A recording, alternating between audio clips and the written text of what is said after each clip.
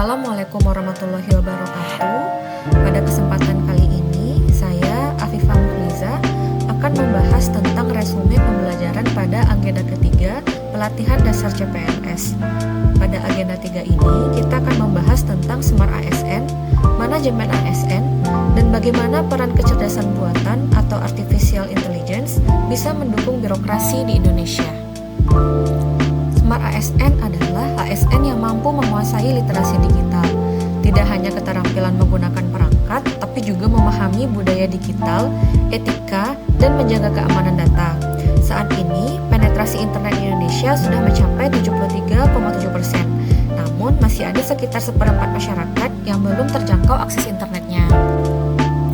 Terdapat 4 pilar literasi digital yang harus dikuasai ASN. Pertama, etika bermedia digital, karena semakin tinggi penggunaan internet, semakin rawan pula penyalahgunaannya. Yang kedua, kecakapan bermedia digital, di mana literasi masyarakat kita masih pada level sedang. Dan yang ketiga, keamanan digital untuk melindungi data dan perangkat. Dan yang keempat, yaitu budaya digital yang berpijak pada nilai Pancasila dan Bhinneka Tunggal Ika.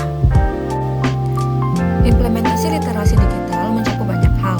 Landscape digital kini meliputi internet, media sosial, dan berbagai perangkat. ASN harus memahami cara kerja mesin pencari, memanfaatkan aplikasi digital seperti marketplace dan dompet digital, sekaligus mewaspadai isu etika dan keamanan, mulai dari hoax, ujaran kebencian, hingga penipuan online. Sebagai warga digital, kita memiliki hak untuk mengakses informasi, berekspresi, dan berpartisipasi di ruang digital. Namun, hak ini selalu beriring dengan tanggung jawab, menjaga keamanan, menghormati hak orang lain, dan ikut menjaga ketertiban. Literasi digital juga menuntut kita menjaga kesejahteraan digital, baik mental, fisik, maupun emosional. Selanjutnya, kita masuk ke materi manajemen ASN. Dalam manajemen ASN, terdapat 2 kedudukan utama, yaitu yang pertama PNS, pegawai tetap dengan NIP nasional, dan P3K, yaitu pegawai pemerintah dengan perjanjian kerja yang sesuai kebutuhan instansi. Keduanya diatur dalam Undang-Undang Nomor 5 Tahun 2014. Kemudian fungsi, tugas, dan peran ASN. ASN memiliki 3 fungsi besar: melaksanakan kebijakan publik, memberikan pelayanan kepada masyarakat, dan menjadi perekat serta pemersatu bangsa. Tugasnya adalah menjalankan kebijakan sesuai aturan.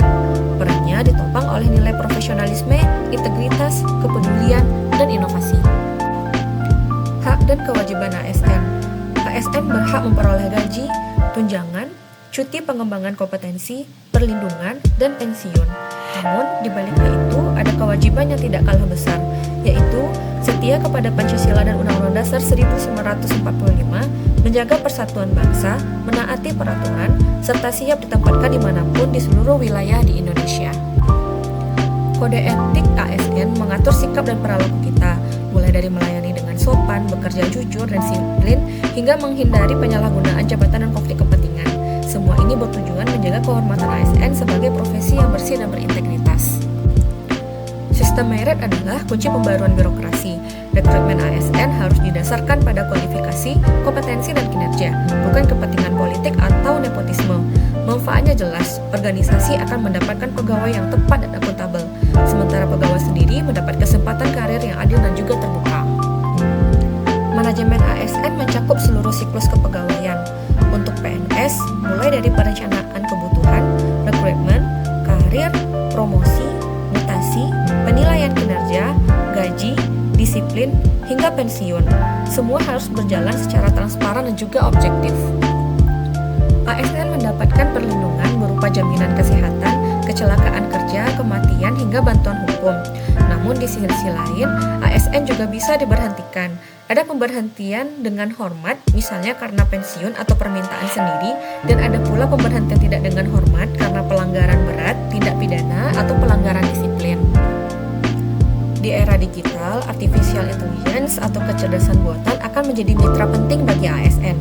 AI mampu menganalisis data dalam jumlah besar, membantu deteksi hoax, dan mengotomatisasi administrasi.